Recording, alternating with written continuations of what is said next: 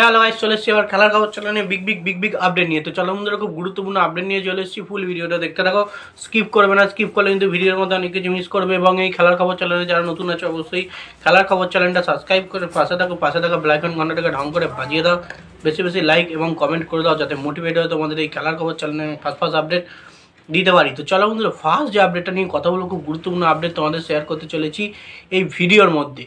তো ফার্স্ট আপডেটটাই হচ্ছে এমবিএসজি শিবিরের প্লেয়ার দিমিত্রি পেত্রাদাসকে নিয়ে। তো তোমরা নিশ্চয়ই জানো এমবিএসজি শিবিরে আজকে কিন্তু আইএফএ শিল্ডের খেলা আছে, ওটি পর্বের খেলা। আজকের ম্যাচ জিতলে এবং ড্র করলেই কিন্তু মোহনবাগান চলে যাবে আইএফএ শিল্ড ফাইনালে ইস্ট বেঙ্গলের প্রতিপক্ষ হয়ে। তো সেক্ষেত্রে এই ম্যাচে কিন্তু দিমিত্রি পেত্রাদাসকে আমরা প্রথম প্লেইং 11 থেকে দেখতে পারি। বেসিক্যালি তোমরা নিশ্চয়ই জানো আপুইয়ার মতো প্লেয়ার, সুভাশিসের মতো প্লেয়ার, এই সমস্ত প্লেয়ার, দীপক টাঙ্গির মতো প্লেয়ারকে কিন্তু মোহনবাগান পাবে না আজকের ম্যাচে। কিছুটা হলে কিন্তু বিদেশিদের ওপর চাপ থাকবে। বেসিক্যালি সেটা আমি যদি ধরতে পারি, যদি রবসন রবিনোকে প্রথম থেকে না নামিয়ে যদি দিমিত্রিকে চান্স দেয়, বা দিমিত্রিকে যদি নেক্সট ধাপেও চান্স দেয়, একদম দিমিত্রিকে পুরোপুরি না বসিয়ে যদি চান্স কিছুটা দেয়া হয়, তাহলে কিন্তু অবশ্যই দিমিত্রি তার পারফরমেন্স দেখাবে। সেরামই কিন্তু প্র্যাকটিস করতে দিমিত্রিকে দেখা গেছে, তার পুরনো ফর্ম সে কিন্তু বোঝাবে। যেহেতু দিমিত্রিকে দলে চান্স দিচ্ছে না, সে বসেই তো তার কিন্তু খেলাটা পুরো বসে যাচ্ছে। মলিনার উচিত কিন্তু দিমিত্রিকে চান্স দেয়া। তো আজকে আমরা চাই প্রথম 11-এ যাতে দিমিত্রি থাকে, এবং বা নেক্সট ধাপে হলেও কিন্তু দিমিত্রিকে যাতে নামানো হয়। তার পারফরমেন্স সে দেখাবে, তার কিছুটা হলে তার খেলে কিন্তু তার যে খেলোয়াড়ি মনোভাব সেটা কিন্তু সে বাড়িয়ে নেবে। তো দেখা যাক আজকের এই ওটি পর্বের ম্যাচে দিমিত্রি পেত্রাদাস মাঠে নামবে কিনা এমবিএসজি শিবিরের জার্সি গায়ে।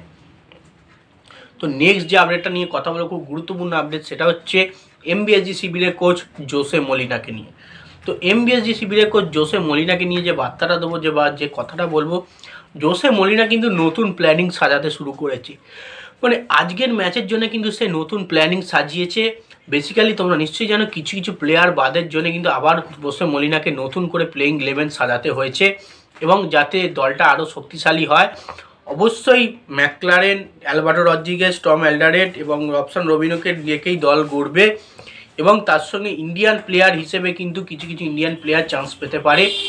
সুয়েল ভাট যদি দলে যোগ দিয়ে থাকে, সুয়েল ভাট, এবং ডিফেন্সে যেহেতু সুভাশিস বোস নেই, দিব্যেন্দু বিশ্বাসকে কিন্তু চান্স দিতে পারে। দিব্যেন্দু বিশ্বাস এক্সপিরিয়েন্স প্লেয়ার, সে কিন্তু ডিফেন্স করতে পারে ভালো। এবং অবশ্যই তার সঙ্গে কিন্তু অবশ্যই মেহতাব সিং থাকবে। মানে মিডফিল্ডে অনিরুদ্ধ থাপাকে চান্স দেবে, অনিরুদ্ধ থাপা আছে। এবং যেমন দু সাইড থেকে যেমন মনবীর সিং আছে, মনবীর সিং লিস্টন কোলাসোকে পাবে না, লিস্টন কোলাসো কাল ইন্ডিয়ার হয়ে খেলেছে। তো সেক্ষেত্রে এই সাইডে অন্য কোনো প্লেয়ারকে চান্স দেবে। তো দেখা যাক, একটা মোটামুটি প্লেইং 11 কিন্তু বানাতে দুর্দান্ত প্ল্যান সাজিয়ে নিয়েছে কিন্তু মলিনা। দেখা যাক তার প্ল্যানটা আজকে কাজে কেমন দেয়। তো নেক্সট যে আপডেটটা নিয়ে কথা বলবো, খুব গুরুত্বপূর্ণ আপডেট, সেটা হচ্ছে ক্রিস্টিয়ানো রোনাল্ডোকে নিয়ে। তো রোনাল্ডো কিন্তু কলকাতায় আসছে, এমনটা কিন্তু লিখেছি কলকাতায় আসছে। তো বেসিক্যালি তোমরা নিশ্চয়ই জানো গোয়ার সঙ্গে আল নাসেরের খেলা আছে। আল নাসারের সঙ্গে কিন্তু মানে আল নাসারের প্লেয়ার ক্রিস্টিয়ানো রোনাল্ডো কিন্তু অবশ্যই তোমরা নিশ্চয়ই জানো কলকাতায় আসতে চলেছে। বেসিক্যালি তোমরা এর আগে শুনেছো রোনাল্ডো কিন্তু কলকাতায় আসছে না। বেসিক্যালি যে খবরটা উঠে আসছে, এবার কিন্তু রোনাল্ডো আসার কিন্তু প্রচুর পরিমাণে চান্স বেড়ে উঠেছে। মোহনবাগান ম্যানেজমেন্টের সঙ্গে আল নাসেরের ম্যানেজমেন্টের কিন্তু একটা কথাবার্তা হবে ভারতে এসে। এফসি গোয়ার সঙ্গে যে ম্যাচটা হবে, তারা কিন্তু তাদের প্লেয়ার নিরাপত্তার জন্য কথাবার্তা চালাবে, কোনখান দিয়ে প্লেয়াররা যাবে এবং কোনখানে প্লেয়াররা কোন ড্রেসিং রুমে থাকবে, সেমনটাই কিন্তু কথাবার্তা চালাবে। এবং কথাবার্তা চালিয়ে যদি দেখে সব কিছু ঠিকঠাক রয়েছে, না কোনো রকমই প্লেয়ারদের কোনো রকম অসুবিধা হবে না, তারা সেফলি যেতে পারবে। এবং ভারতে সমস্ত প্লেয়াররাই সেফ থাকে, অবশ্য কোনো ভয়ের কারণ নেই। তো সেক্ষেত্রে তাহলে কিন্তু ক্রিস্টিয়ানো রোনাল্ডো কিন্তু অবশ্যই আসতে চলেছে কলকাতায় বা ভারতে এফসি গোয়ার সঙ্গে ম্যাচ খেলতে। তো দেখা যাক রোনাল্ডো আসে কি না। তো নেক্সট এবং লাস্ট আপডেট যেটা নিয়ে কথা বলবো, সেটা হচ্ছে এএফসি থেকে ভারতীয় দল কিন্তু বাদ পড়লো।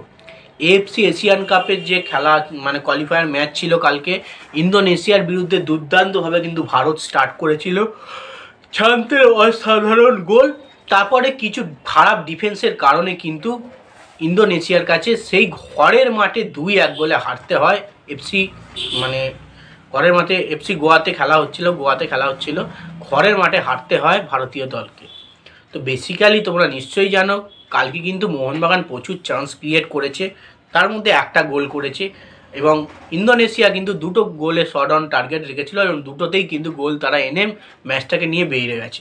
এটাই হচ্ছে ভারতের সঙ্গে তাদের পার্থক্য।